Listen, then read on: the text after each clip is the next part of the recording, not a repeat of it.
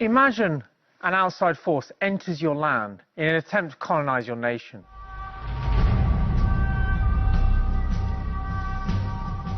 They force their way into your house and drag the women and children outside into the dirt. Then they burn down the homes with all the family's possessions inside. Afterwards, the conquerors force the families into strange lands and demand they pay harsh fees for basic shelter for vulnerable babies and elderly parents.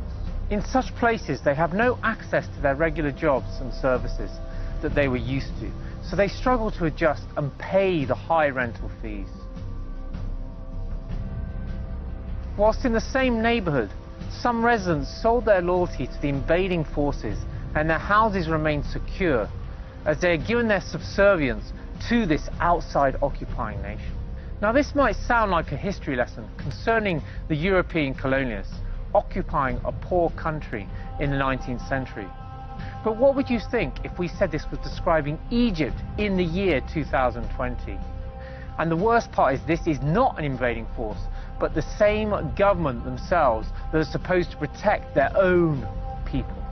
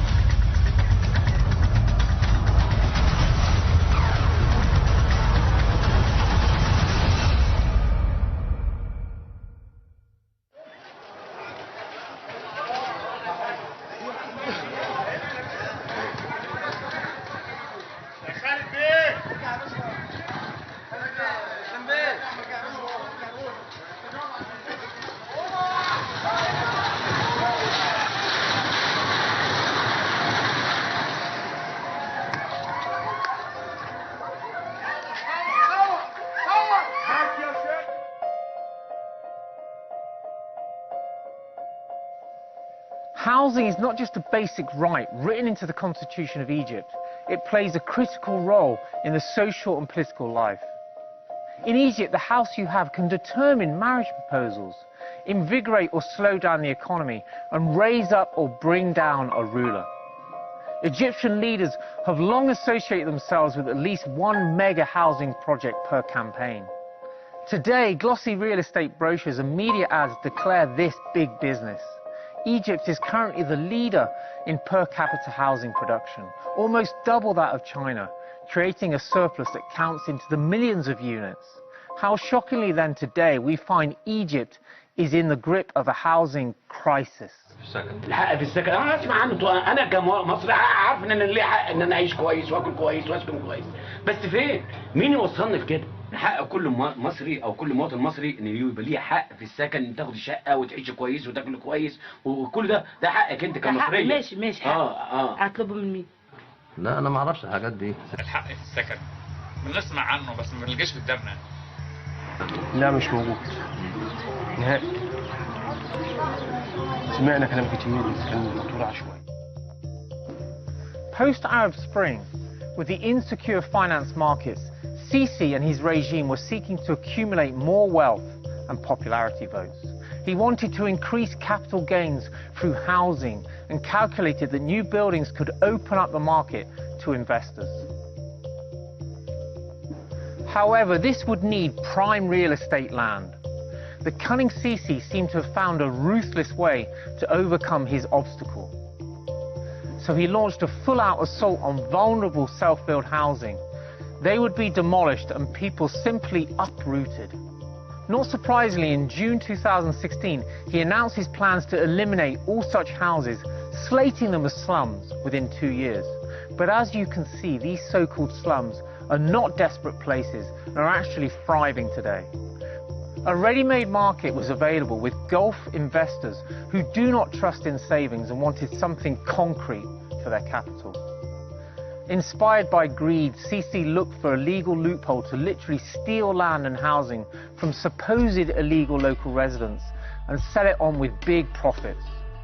He claimed this land was agricultural and owned by the government, and he was reclaiming it.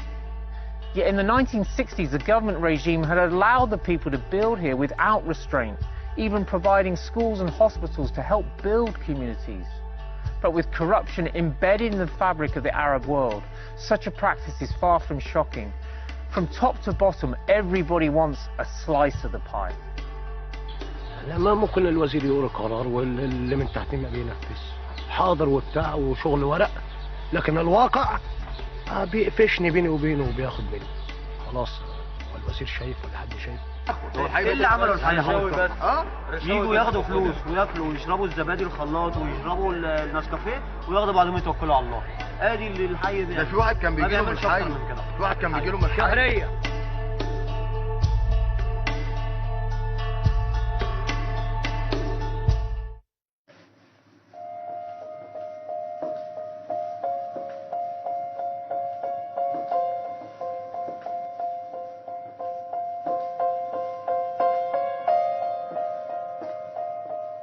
Now, Sisi had a legitimate excuse.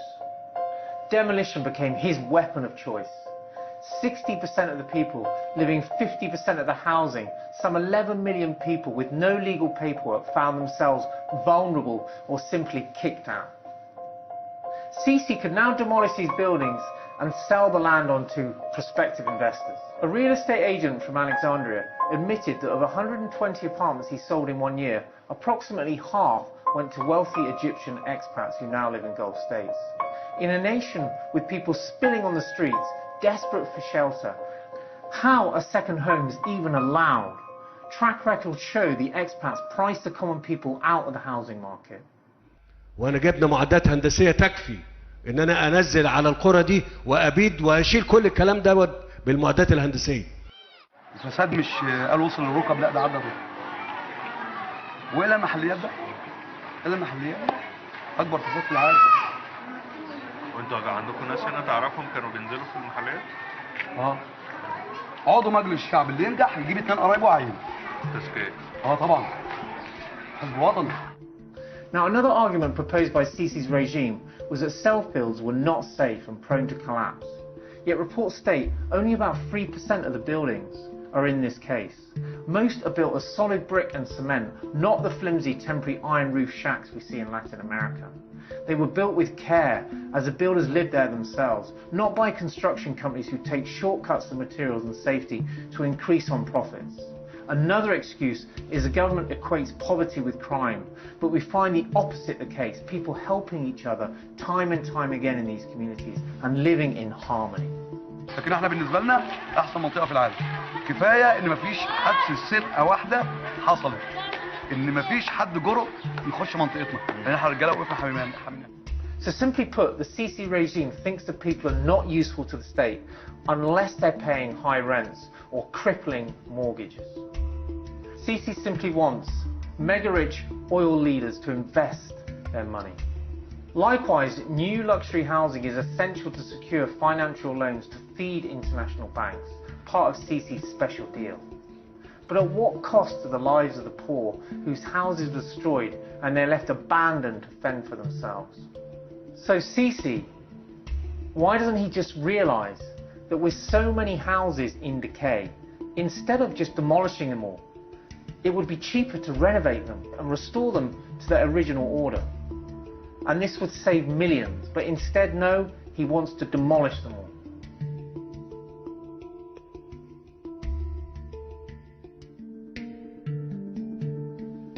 So let us look at the evidence at the ground level to see really what is taking place today.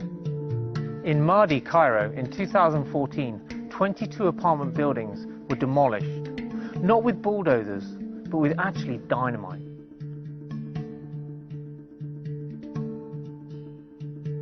So the government would claim that the residents didn't have the appropriate paperwork. Now, as if this is enough reason to blow up people's houses they've lived in for more than 50 years. Yet it seems many did have the legal paperwork. Quote, "I have all the documentation that proves the land is mine. This is a court order issued in 2006. I tried to show it to the officers, and they told me they just were enforcing a decision that had already been taken, and that the papers didn't mean anything to them."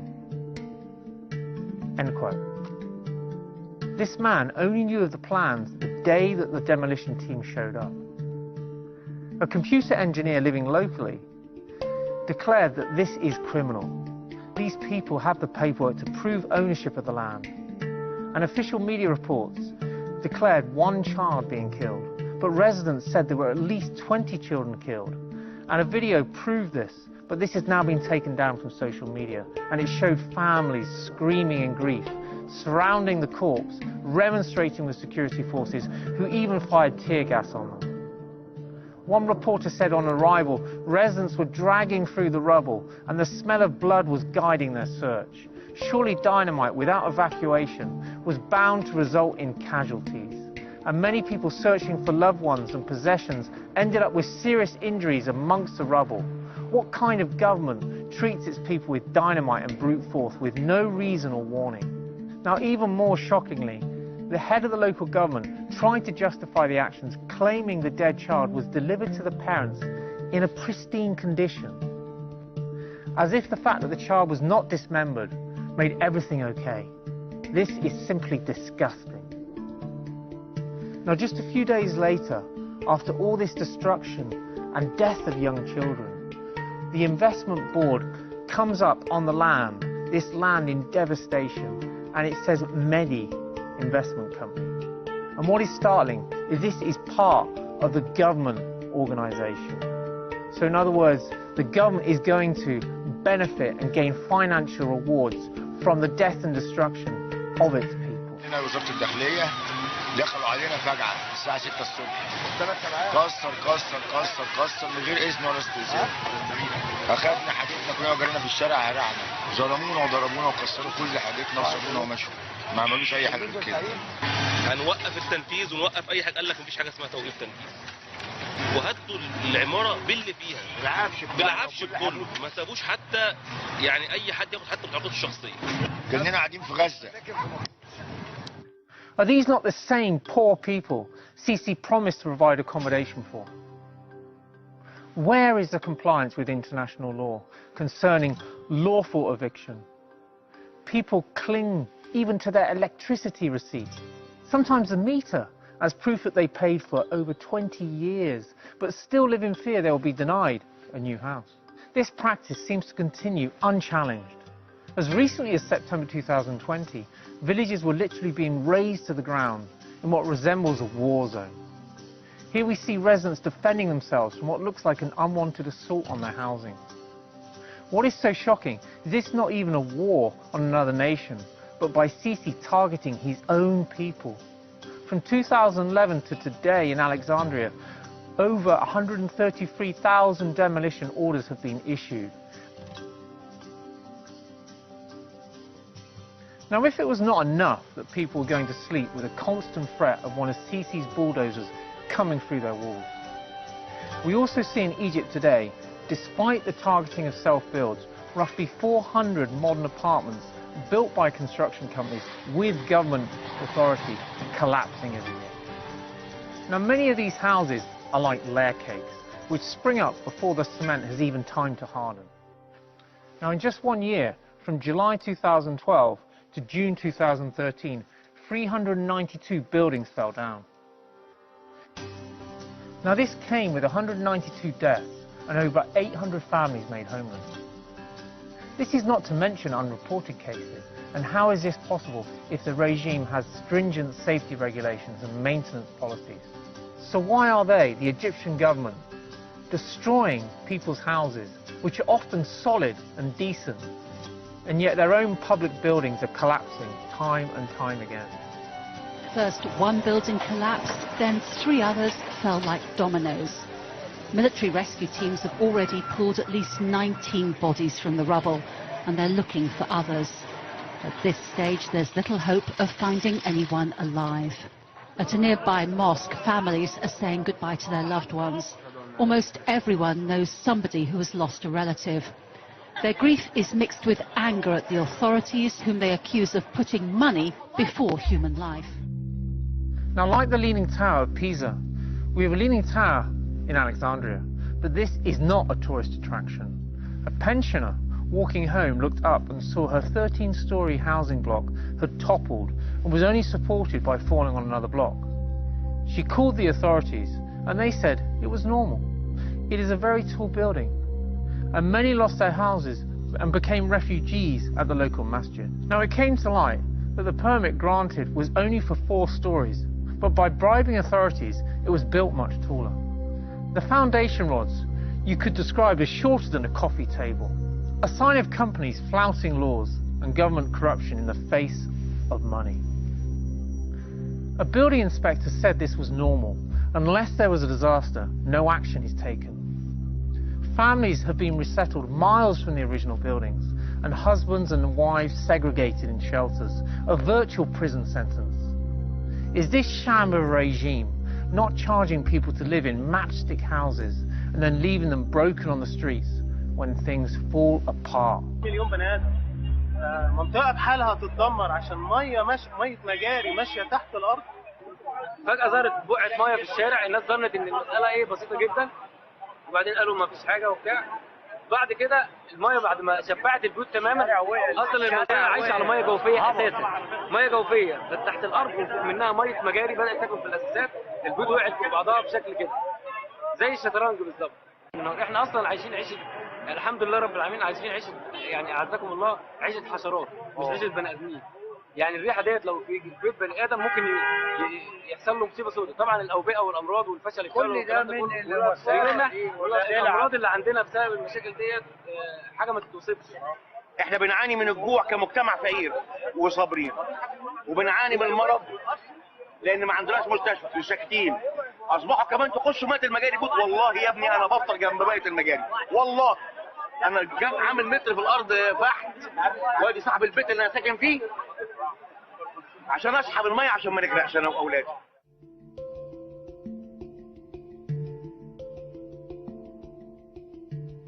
Now in Cairo, with so much twisted logic from Sisi's regime, we find a furious campaign to build buildings and superhighways. Now officials claim they are desperate to ease traffic congestion. Yet we see in reality they seem to gain popularity votes, linking wealthy suburbs and sealing construction deals. In many cities, this usually involves a ring road to avoid endangering lives and damaging buildings. However, in Giza, Cairo, as part of the Canal of Zamur Axis project, we see a $370 million project to build a motorway flyover in a downtown area, literally next to huge apartment complexes. It is almost as if it is a flyover that was supported by being attached to the balconies, less than an arm's reach from them. So basically the government is legislating to build superhighways next to the balconies, so you reach out your hand and you're able to touch them. This is incredible. On the lower floor flats, the shops are now virtually underground and will never receive sunlight again. Burglars are acting like this is an opportunity to break into apartments. And the route will be so busy it will link Giza, and 750,000 cars a day will use this. So how can regulations allow for development in such a densely populated area? Can such lucrative deals that neglect human concerns ever be justified?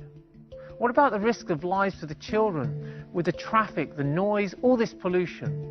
And under the media glare, the ministry tried to justify their actions, declaring the buildings were illegal and earmarked for destruction. So surely the right thing to do would be to destroy the buildings before building the superhighways, if that was a concern.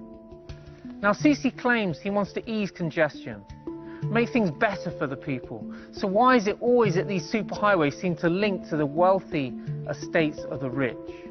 And why is it that the people who are suffering are only ever the poor people? So simply put, the historically and culturally diverse Cairo has been buried deep in the cement, lost like the city of Atlantis.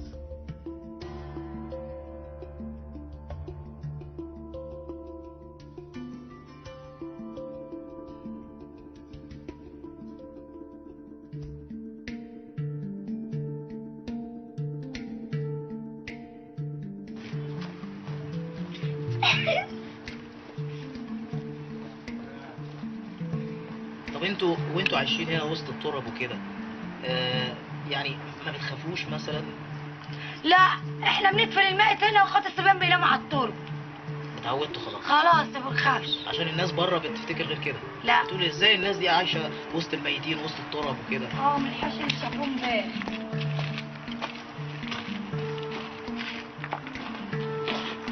حرام. قول له العض. قول له واحد من الميتين. This is bone.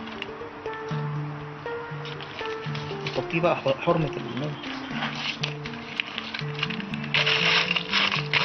It seems death is not a protection from Sisi's plans to divide Cairo. In what some commentators describe as the highway to hell, Ottoman graves and mausoleums recognized by UNESCO. The plan is to create new arteries to link wealthy gated complexes of the elite. One 500-year-old tomb will now be surrounded by multi-lane highways. Antiquity experts declare these buildings from the 7th century are protected in Egyptian law. In a city of over 18 million people, many have formed vibrant communities amongst the walled yards in the oldest city of dead in the Arab world. They have existed for centuries as legal guardians for the tombs, which are a refuge for those unable to pay any rents. Now they are being made homeless with no resettlement program in sight. In what must seem like an earthquake, the only warning for one family was when the bulldozer came through the walls and they were simply tossed out onto the streets. One elderly lady has lived there for over 40 years and now her sanctuary has been destroyed. So what hope is there for these poor and desperate and often chronically sick elderly people? Is it not sad to think that such a nation with a rich history that gave us the iconic pyramids allows communities to live and die amongst the dead as well?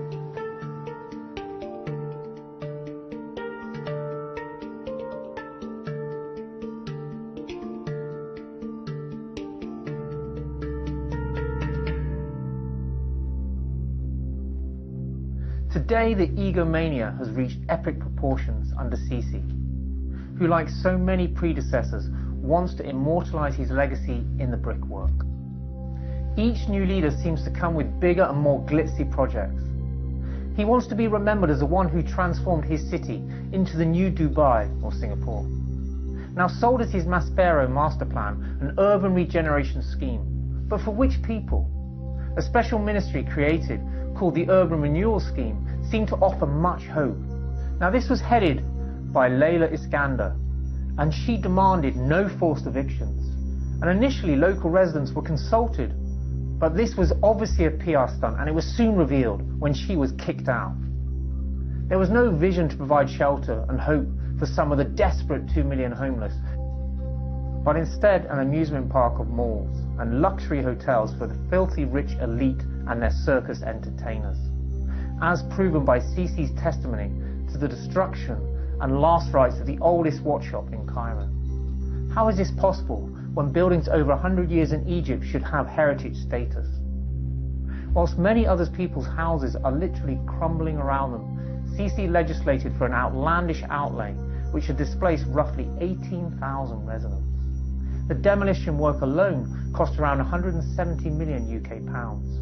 Mounds of broken stone and rubble piled up, creating hazards and churning up suffocating dust that choked the residents, as if from a bombing raid.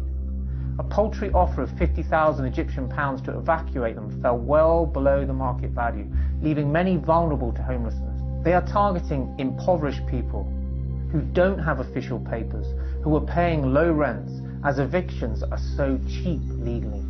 Many residents stated they obtained their permits in 2008, so they could not be illegal. But a deal with top British architects Foster and Partners ensured big financial gains for Sisi and his regime. More alarmingly, the glossy ads revealed wide open boulevards and roof gardens reminiscent of the splendour of old Egypt.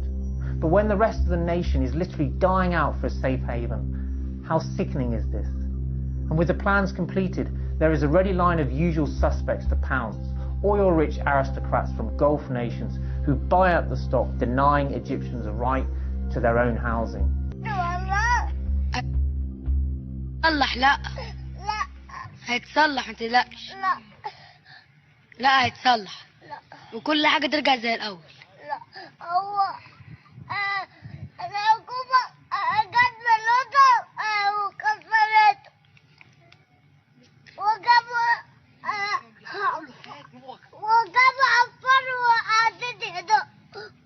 اسف ما تعيطش. اقعد جنبه كده وكلمه.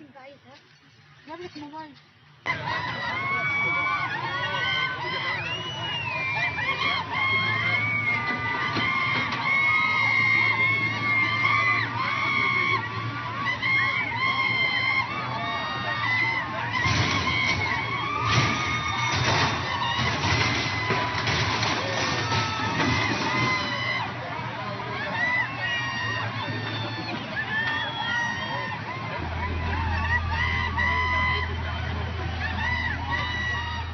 Now, all of this Sisi egomania is paving the way for the new capital, 45 kilometers east of Cairo, a mega glitzy $58 billion desert project overseen by the military regime. The emphasis here seems on creating a playground for the rich politicians and celebrities, away from the pollution of commotion of downtown Cairo. Sisi seeks more fame and glory and publicity for votes. Surely just a fraction of this money could be used to house the displaced and homeless people in Egypt. Now, most of Sisi's new projects are built through city investors, extremely expensive, so now 7 million units are unoccupied. Yet on the flip side, affordable housing is virtually zero, and desperate people are scared for their children's future. Is this not a treasonable offense by Sisi regime in anyone else's language?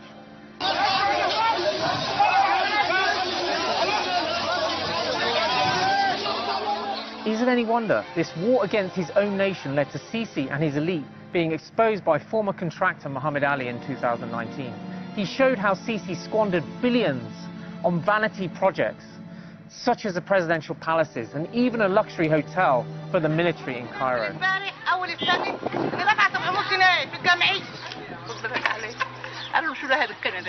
So only now people have reached boiling point and are bravely protesting, as there is still no justice. So shockingly, some influential activists were even apprehended before the protests, indicative of the degree of paranoia Sisi is feeling today. Others have been met with assaults and imprisonment by the authorities. But as Ali says, people must stay strong now. And we pray that people have finally seen through the facade of propaganda and are calling time on Sisi's regime. He offers no security and well-being for Egyptians who are abandoned, while Sisi is concentrating more power in the hands of his elite.